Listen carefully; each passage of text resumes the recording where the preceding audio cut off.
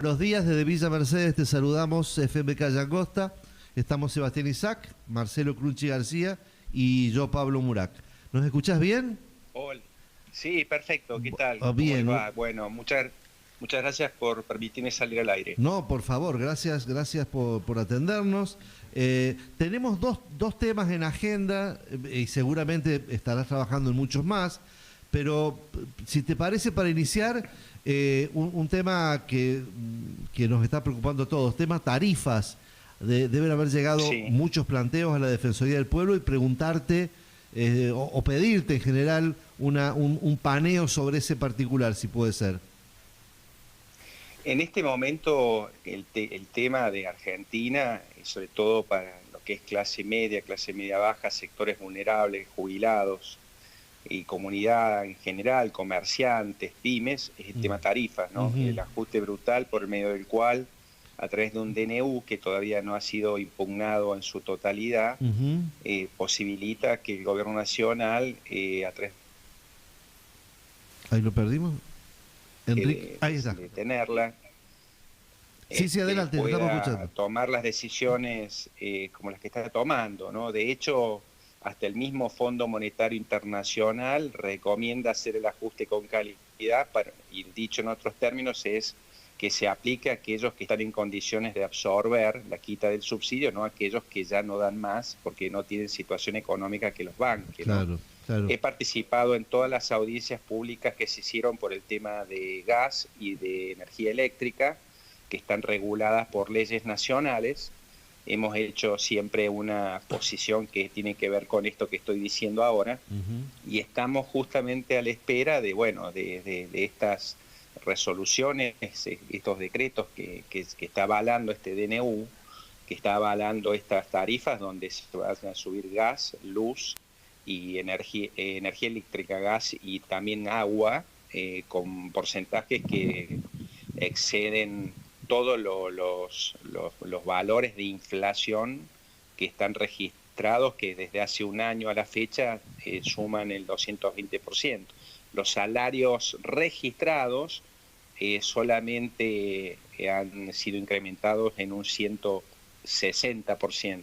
Y el problema es los que Salarios, tienen perdón, Enrique, ingresos, ¿no? salarios del ámbito privado, porque en los empleos Del públicos ámbito no. privado, del ámbito Ujú, privado, ujú. sí, sí, tal cual, vale tu corrección.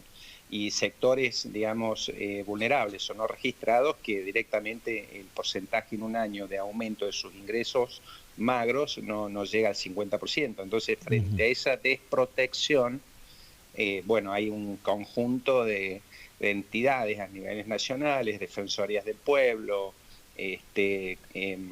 agrupaciones que están reconocidas judicialmente para interceder con amparos ante la justicia federal. En definitiva, yo ya he tomado participación en casos concretos, Ujú. y en cuanto a estas tarifas nacionales estamos estudiando, porque tenemos que tener, además de la legitimación procesal activa para acceder, también tenemos que, digamos, ser muy cuidadosos y tener muy identificado el sector específico que es damnificado, para también tener el acompañamiento de ellos con una presentación concreta a la Defensoría que nos avale para que los representemos eventualmente con un recurso ante la justicia federal.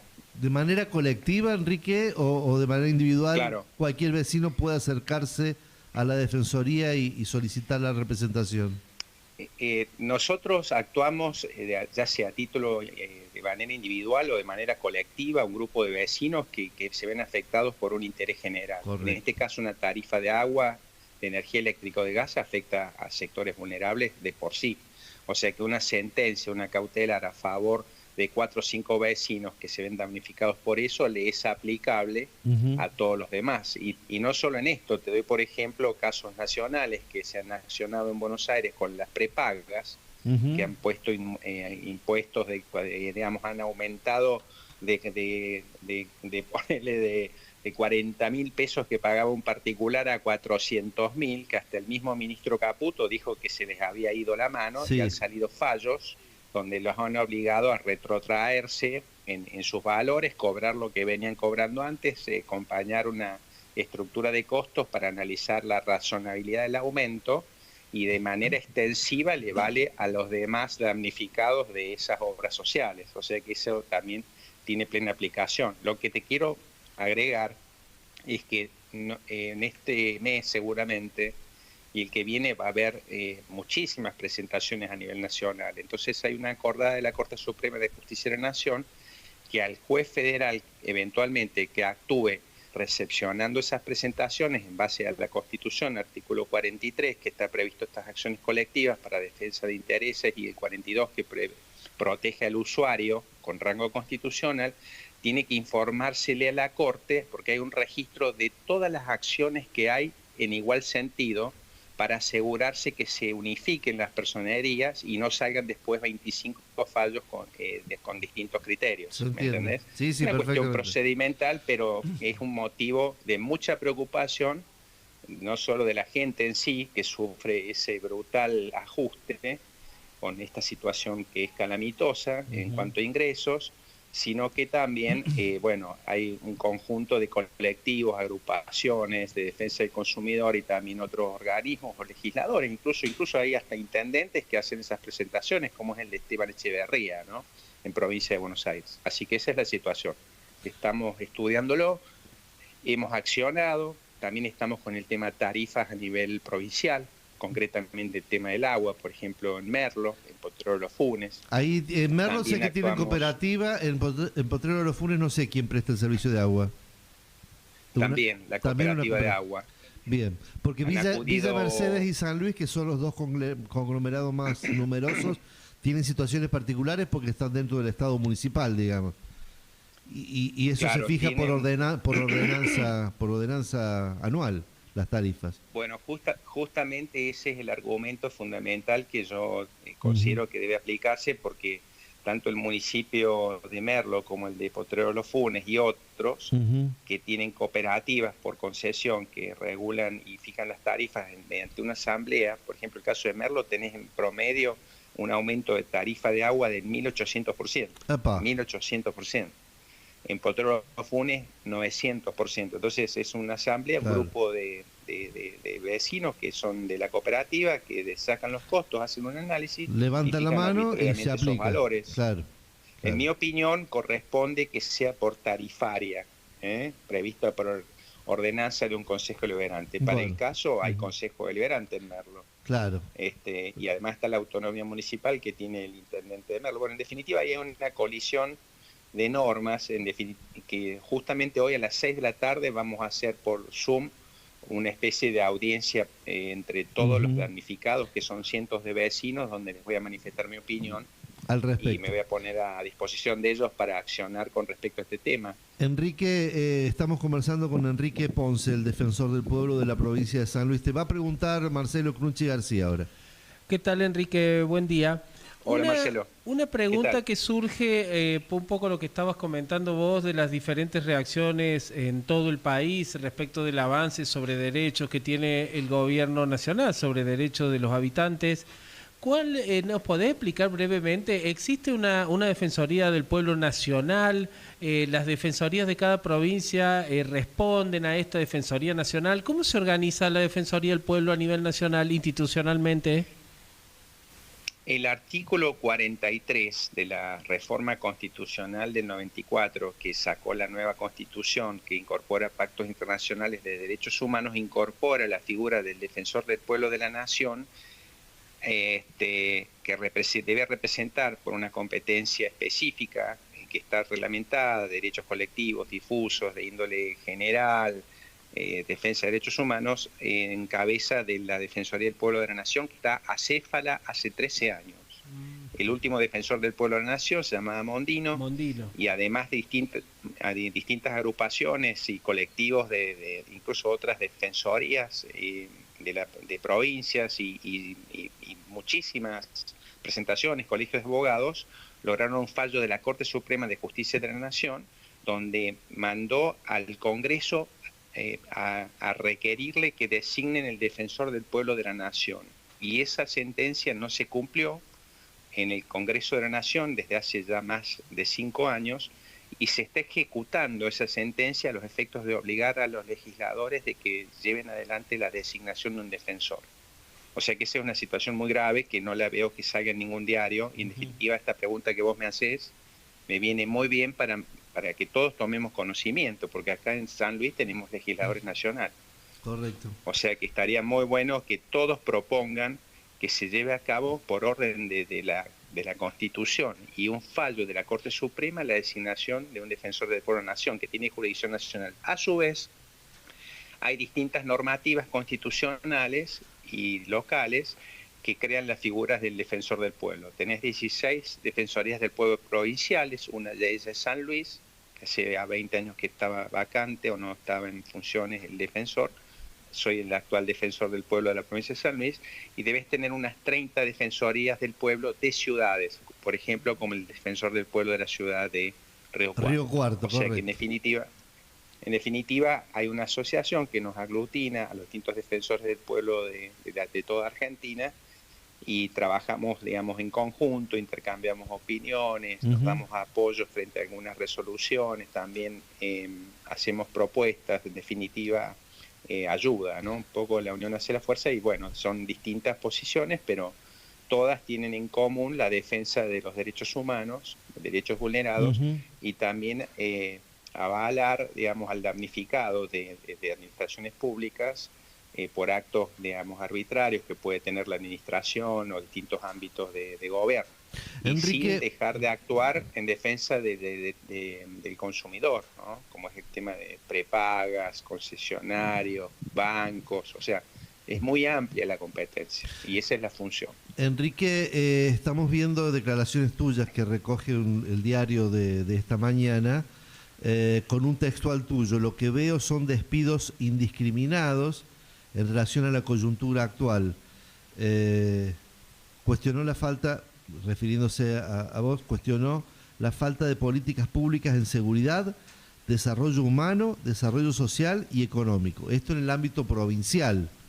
Has hecho esas declaraciones analizando el contexto provincial. Sí, correcto. Si querés te sí, resumo un poquito. Sí, por favor, sí, Bueno, claro. primer tema, y de paso a los oyentes que nos escuchen del sector público, que sepan que tienen estabilidad absoluta por la Constitución Nacional, y no es una cuestión en detrimento de aquel que tiene una actividad privada que no goza de ese privilegio, sino que es un derecho por la función que cumple el rol del Estado, un empleado público. O sea, no lo pueden tocar, salvo que tenga causas para que así sea. Y en ese caso tenés que tener un sumario. O sea, salvo que, no sea docente del IFDC. Digo yo que soy parte de eso, pero no quiero abrir una. Bueno, te quiero decir que los estoy defendiendo. Ah, excelente. Bueno, ese tema lo seguimos por privado. Bueno, cuando hablo de agentes de la administración, incluyo agentes sanitarios, de docentes, todo lo que tenga, policías, digamos, de salud. Policías, sí. O sea, es sagrada la estabilidad, pero está en la Constitución, artículo 14 bis. Lo primero que tiene que hacer alguien que sufre un telegrama o una carta documento, bajándole la planta permanente a provisoria, o aún con planta permanente, dejándolo sin efecto, o contratado, dejándolo en la calle, tiene que hacer un amparo laboral de manera inmediata. Bien. De manera inmediata. Bien.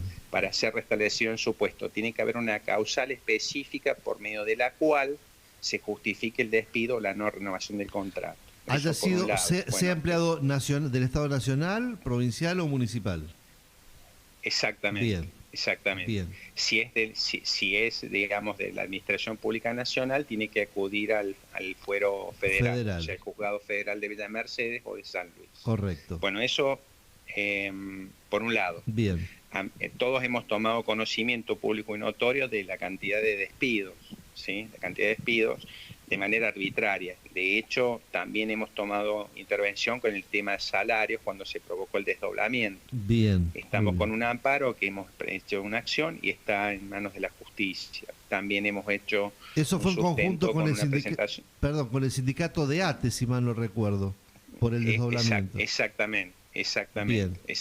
Ya sería entrar muy en detalles del tema, si querés lo hablamos, pero si no paso al otro tema. No, pasemos al otro tema, porque solamente una referencia nada más. Sigamos con el siguiente tema, que está muy interesante, porque hay una amplia un amplio abanico de temas en los que está participando la Defensoría del Pueblo.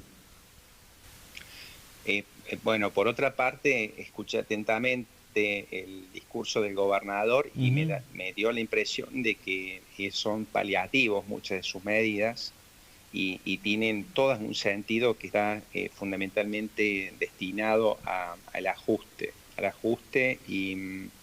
y ajustar sobre sectores que no se debería ajustar, que es el sector vulnerable.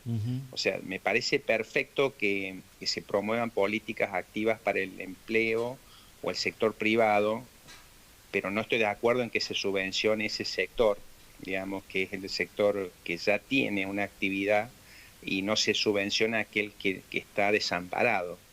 O sea, que se subvencione el empleo y no el desempleo. ¿Me explico? Sí, perfecto. Es una cuestión que tiene que ver con que el rol del Estado puede promover políticas activas para generar empleo, pero si vas a estar subsidiando y no tenés en cuenta la situación del jubilado que está con la mínima, que no puede pagar la luz, claro, o del que vive en el barrio Vaperón, ahí en Villa Mercedes, en varios barrios vulnerables, que tenés una tarima, no tenés litera, tenés techo de chapa, o el pequeño comerciante que no da más con los impuestos. Entonces, no es fácil, pero sí tiene que ver con criterios. Entonces, mi opinión es que las políticas públicas tienen que ser sostenidas a lo largo del tiempo, lo que viene bien conservarlo, lo que falta hacerlo y mejorar lo existente. Entonces hay que combatir todos los factores que generan, ¿sí?, desigualdades, no venir y mitigar pobreza, administrar pobreza. Entonces los paliativos estos, en definitiva, no generan una salida hacia adelante en esta situación socioeconómica. O sea, la idea sería, y es una opinión personal, es promover políticas públicas de Estado que luchen contra la inequidad estructural de los sectores más vulnerables de la población. ¿Me explico? No estoy pretendiendo dar clase de gobierno, no soy irrespetuoso de la figura del gobernador ni de ningún gobernante, simplemente estoy manifestando una opinión basada en, digamos, una experiencia que yo puedo tener y una opinión personal, claro, y que además también me la da mi propia función, porque esto mismo que yo te lo digo lo pongo en una resolución cuando hago una presentación. Correcto. Fundando en derecho sectores o derechos vulnerados. Tercer tema es la seguridad.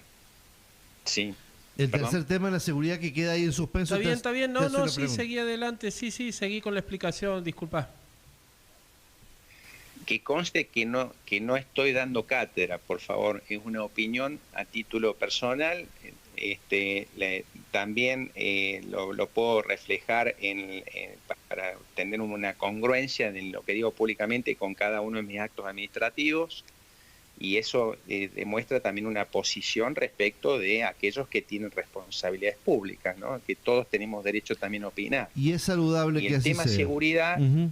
El tema seguridad es un tema que es, por lo que lo escuché el gobernador, y además, digamos, es público y notorio, es un tremendo tema que perjudica a la población en general. Pero no solo es una medida la que hay que tomar, hay que tomar más de una medida. O sea, venir a pretender dar un ejemplo y para que no haya privilegios en el Estado, para favorecer la lucha contra la inseguridad, suprimir la feria judicial, que es en un mes de enero que está cerrado tribunales, en realidad es más una medida así simbólica para garantizar acceso a la justicia que otra cosa, porque en definitiva significa desconocer la división de poderes de un Estado de Derecho donde tenés tres poderes independientes: judicial, ejecutivo y legislativo. Con ese criterio, ¿por qué no pone a todos los legisladores a trabajar los 365 días del año? Claro. Entonces, el Poder Judicial cumple una función. Si vos sos abogado, tenés un derecho afectado, en feria pedís habilitación de día y hora y te la conceden. O sea, se garantiza eso, porque además, suponete que hay una violación en una casa de un menor a las 3 de la mañana un día domingo. ¿Qué vas a esperar? ¿El lunes para que un juez actúe, un fiscal? Claro. Por eso está previsto siempre la habilitación de día y hora, las 24 horas, para cada una de la afectación de derechos, y hay que diferenciar de cuestiones de mero trámite, derechos urgentes que tienen que tener una medida procesal inmediata. Entonces no nos sirve para algo, para nada prácticamente, venir a decir ahora que vamos a suprimir la feria judicial, para dar un ejemplo, como si hay buenos jueces, hay malos jueces, habrá jueces vagos, habrá jueces que trabajan mucho tiempo, pero las responsabilidades que tienen los jueces de impartir justicia la tienen los 24 horas del día, los 365 días del año. No vas a garantizar acceso a la justicia viniendo a decir que le suprimí la feria. O sea, ¿me entendés? Totalmente. Hay medidas más profundas que tomar. Entonces, la inseguridad no la combatí solo metiendo preso a un delincuente. Mira, él dice que habla del narcotráfico. Me parece fantástico la lucha frontal y con toda fortaleza y agallas contra el narcotráfico. Yo te hago una pregunta. Vas a un barrio, ves un kiosco. Al lado hay un poste de luz con un cable y 2 zapatillas colgando por un hilo. ¿Sabés qué significa eso? Todos los vecinos lo saben, que ahí se vende droga. Uh-huh. ¿Sabés cuál es la estadística de drogas de la provincia de San Luis, que informa y está en internet la Procuración de Lucha contra el Narcotráfico Nacional? El 93% de las causas son por consumo. ¿Y dónde está la pelea contra el narcotráfico? Uh-huh. Esas son las medidas que se tienen que tomar. Mirá la contradicción. Decide devolverle a la justicia federal la ley de narcomenudeo. O sea, yo quiero combatir desde el Ejecutivo Provincial a los narcotráficos y a aquellos que están trabajando también con vendiendo droga para consumo, ¿entendés? O sea, me lo saco de encima por ley y se la devuelvo a la justicia federal, ¿me entendés? Uh-huh. O sea, yo pregunto, si vos viniste y compraste, qué sé yo, tantos cigarrillos de marihuana, tanto de cocaína, alguien te lo vendió, bueno, no vayas contra el que consume, tenés que ir con el que te la vendió. Uh-huh. Y si vos crees que porque vengas a decir que te hagas una rinoscopía, vas a lograr que el 20% de la población, que es lo que ellos dicen, tienen consumo de sustancias que son drogas, vas a reducir con eso la venta de estupefacientes, ¿entendés? Droga, ¿entendés? Es irrisorio, perdón la terminología. O sea, hace falta un plan integral de seguridad que tenga como objetivo la capacitación y el trabajo incluso de inteligencia con otros organismos del Estado para llevar adelante la lucha contra la narcocriminalidad. Enrique, si en en esta tarea tuya como defensor del pueblo, si te pedimos un ranking así informal, tampoco exactitud, no te estoy pidiendo, pero un ranking, ¿qué es lo que demanda el pueblo a una institución como la Defensoría del Pueblo mayormente? ¿Cuál vos sentís que es las mayores reclamos, ¿no? Mirá, que hay? Vos sabés que lo tenemos medido en un tablero de gestión donde estamos tomando nota y ya en 6 meses de defensoría hemos superado el promedio de lo que era el auge de las defensorías hace 20 años atrás en cuanto a reclamos, ¿no? O sea, hay mucha demanda y te diría que el 50% de la totalidad de los casi 1000 reclamos que estamos llevando en este momento, denuncias, etcétera, obedecen a temas de vulneración de derechos por cuestiones sociales, el tema tarifas, el tema de energía eléctrica, porque ahí habría que desdoblarlo entre gas y energía eléctrica, y el tema inseguridad. Uh-huh. ¿Se ha incrementado el tema tarifas? ¿Se ha incrementado en los últimos tiempos? Sí. Ahora, acordate que Aidesal tuvo que borrar marcha atrás, terminó devolviendo el dinero, hicimos la presentación, fuimos a audiencia pública, hubo una resolución que le habían autorizado el 26% cuando pedían el 35%, fue mal concedida, el mismo ente dio marcha atrás a partir de nuestra solicitud y se les devolvió la plata toda en la provincia, uh-huh, mal cobrada por Aidesal a través de una nota de crédito. Pero eso en cuanto a las facultades que tenía el ente regulador de acá de otorgar tarifas. Claro. Ahora viene el tarifazo a nivel nacional. Perdón, Enrique, que aplica sobre aproximadamente 1/3 de lo que significa la boleta de la energía eléctrica, ¿no? Que es la distribución que hace Aidesal. vos tenés 3 componentes Claro. o 4 en la factura. Una parte es la impositiva, que es 1/3 aproximadamente de la factura, y después tenés la generación de energía eléctrica, que es ponerle la central de Atucha, que te manda energía eléctrica. Tenés el transporte, que es toda la línea de alta tensión que llegan a Luján, y después tenés la distribución, que Edesal desde la planta transformadora de Luján distribuye a cada uno de los hogar, lugares. exactamente. Edesal tiene más o menos el 52%, entre el 45 y el 50% de incidencia en el aumento de la tarifa. Enrique Ponce, ha sido muy amable en brindarnos tu tiempo, conocimiento, las actividades de la Defensoría del Pueblo. Estamos muy agradecidos y vamos a reiterar, te vamos a volver a molestar en algún momento para seguir conversando sobre estas situaciones. Así que quedamos en contacto. Muchas gracias, Enrique Ponce. Bueno, es un placer, no es molestia, muchas gracias y a disposición. Enrique Ponce, el defensor del pueblo de la provincia de San Luis. Hemos tocado unos cuantos temas interesantes, lo institucional y también con una mirada política, porque al fin y al cabo él es un dirigente político, cumpliendo